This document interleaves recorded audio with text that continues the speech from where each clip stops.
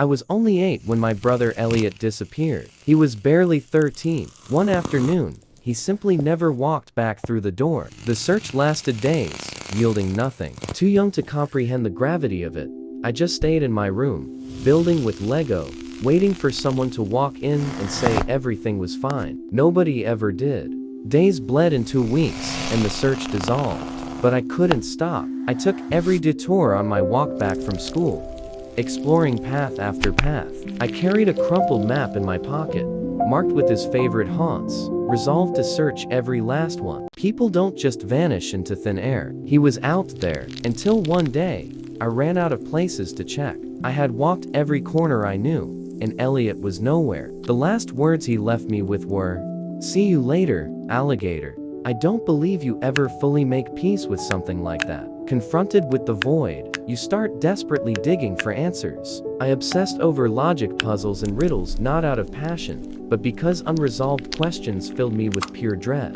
I excelled in school and dominated the debate team for the exact same reason. I simply couldn't stomach the unknown. When I turned older, I joined search and rescue teams as a volunteer. I made contact with local law enforcement and made sure they knew I was always on call. I told myself that even if I never brought Elliot home, maybe I could save someone else's brother or son. If nothing else, it was a way to buy a good night's sleep. People love to advise you to move on, but some scars don't heal. I'm in my early 30s now. You can lose track of old friends' faces and childhood ambitions, but you can never erase the impact they had on who you became. You can't undo the slow toll that decades of unanswered questions take on your mind. Even if no one ever speaks Elliot's name again, I will never forget the split second my world flipped upside down.